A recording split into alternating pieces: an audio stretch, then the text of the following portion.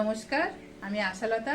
আজকে আমি আপনাদের যখন খুব গরমে আমাদের কোনো কিছু খেতে ভালো লাগে না, তখন মাছের রেসিপিটা এইভাবে বানালে আশা করছি আমাদের অনেক ভালো লাগবে।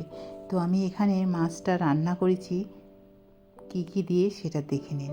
তো প্রথমে আমি এখানে কাতলা মাছ নিয়েছি 6 পিস, তাতে দিয়ে দিচ্ছি নুন, হলুদ আর সর্ষের তেল দিয়ে এটা ভালো করে মিশিয়ে নেব। এটা মিশিয়ে অন্তত 10-15 মিনিট বা আধ ঘন্টা রেখে দিলে ভালো হয়। আর যদি হাতে সময় না থাকে তো 10 মিনিট অন্তত রাখার পরে এটা ভেজে নিতে হবে। তো খুব ভালো করে নুন, হলুদ আর সর্ষের তেলটা মিশিয়ে নিতে হবে। আর এখানে আমি আম নিয়েছি 2টো কাঁচা আম। তো আপনাদের আমটা টক বুঝে ব্যবহার করবেন। তো আমি এখানে 2টো আম কেটে নেব, ছাড়িয়ে নিয়েছি। তো আমার এখানে আমটা খুব বেশি টক না, সেই জন্য আমি 2টো আম ব্যবহার করছি। আপনাদের আম যদি খুব টক হয় তো একটা ব্যবহার করলে হয়ে যাবে আশা করছি।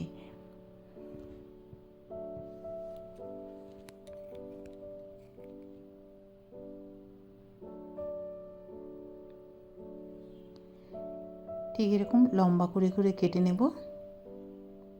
সে আপনারা লম্বাও করতে পারেন আবার চৌকোও করতে পারেন। তো জলের মধ্যে রেখে দেব কিছুক্ষণ রেখে দিলে আমের যে কষটা ওটা বেরিয়ে যাবে।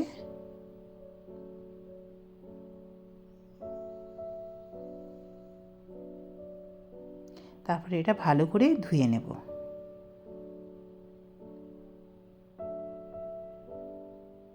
এবারে একটা মশলা রেডি করব। এখানে আমি সর্ষে নিয়েছি 2 রকমের সর্ষে, তাতে নুন দিয়ে দিচ্ছি আর একটু কাঁচা লঙ্কা দিয়ে এটা শিলে বেটে নেব। আপনারা এটা মিক্সিতেও বাটতে পারেন, তো কম মশলা তো শিলে বাটলে ভালো হয়। এদিকে সর্ষের তেল দিয়ে দিচ্ছি। সর্ষের তেল গরম হয়ে গেলে মাছগুলো ভেজে নেব। এই মাছগুলো খুব বেশি কড়া করে ভাজার দরকার নেই, একটু হালকা ভেজে নিলে ভালো হয়।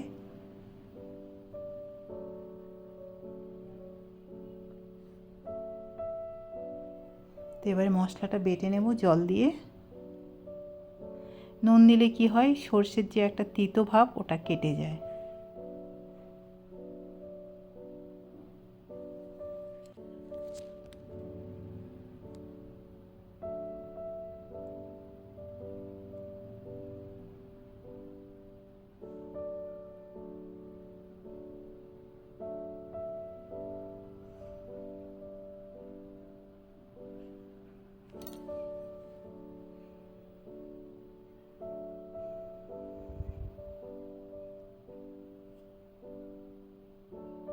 আর শিলে বাটার মশলার স্বাদ আলাদা হয়, খেতে খুব ভালো লাগে। তো এটা বাটা হয়ে গেছে, এবার এটা তুলে নেব।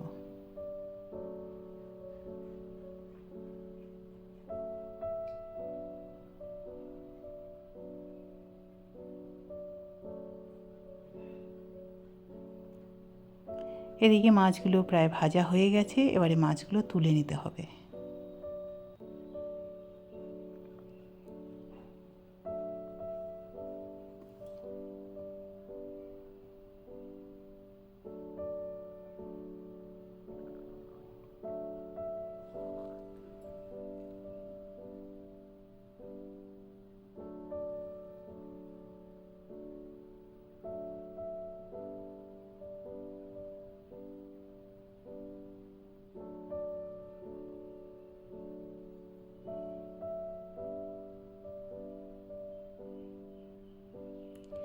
এবারে এই তেলের মধ্যে দিয়ে দিতে হবে 5 ফোড়ন। 5 ফোড়নের সাথে দিয়ে দিচ্ছি একটা শুকনো লঙ্কা আর কিছু কাঁচা লঙ্কা। লঙ্কাটা সবসময় নিজেদের স্বাদ মতন ব্যবহার করবেন। আর এবারে দিয়ে দিলাম ঢ্যাঁড়সগুলো দিয়ে ভালো করে ভেজে নিতে হবে।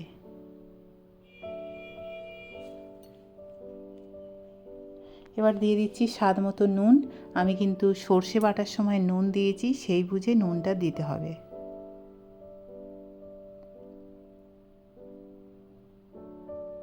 দিয়ে দিলাম হলুদ আর একটু কাশ্মীরি লঙ্কার পাউডার। এটাতে ঝাল হবে না, একটু রঙটা ভালো হবে।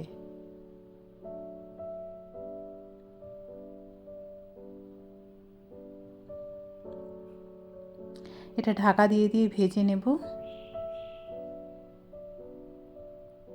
তো এটা ভাজা হয়ে গেছে খুব সুন্দর। এবারে দিয়ে দেবো কাঁচা আমগুলো। কাঁচা আম দেওয়ার পরে খুব বেশি ভাজার দরকার নেই, একটু খালি মিশিয়ে নেব সবজির সাথে।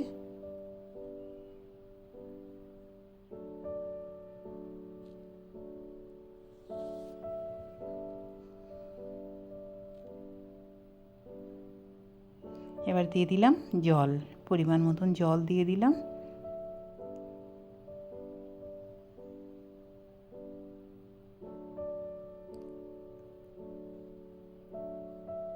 এবার এটা ঢাকা দিয়ে রান্না করতে হবে যতক্ষণ না আমগুলো ভালো মতন সিদ্ধ হয়। তো আমগুলো খুব সুন্দর সিদ্ধ হয়ে গেছে। তো আমগুলো আমি বেশি ঘেঁটে দিচ্ছি না, তাহলে অনেক বেশি টক হবে। এটা এমনিতে গোটা রেখে দিচ্ছি। আপনাদের আম যদি খুব টক হয় তো আপনারা একটু চিনি ব্যবহার করতে পারেন। তো এবারে ভাজা মাছগুলো দিয়ে দিচ্ছি। ভাজা মাছগুলো দিয়ে আবার কিছুক্ষণ এটা ফুটিয়ে নিতে হবে। 4-5 মিনিট এটা ফুটিয়ে নিলে হয়ে যাবে।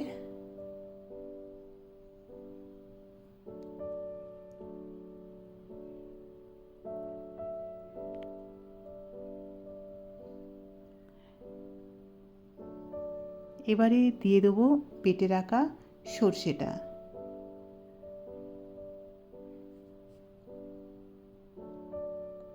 সর্ষে দেওয়ার পরে বেশিক্ষণ ফোটানো যাবে না, 2-3 মিনিট পরে এটা নামিয়ে নিতে হবে।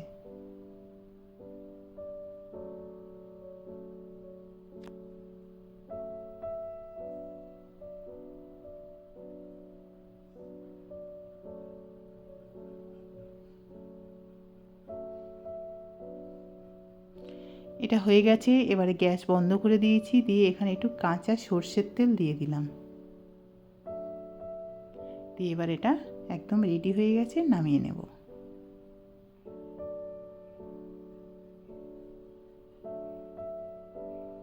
এবারে এটা আপনারা ভাতের সাথেই খাবেন, খুব ভালো লাগবে খেতে। এই গরমের সময় কিছু যখন ভালো না লাগে এই রেসিপিটা করে দেখবেন, আশা করছি ভালো লাগবে। কেমন লেগেছে জানাবেন কিন্তু।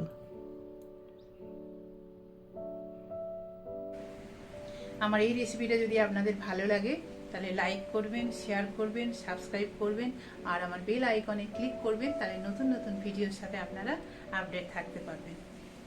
নমস্কার।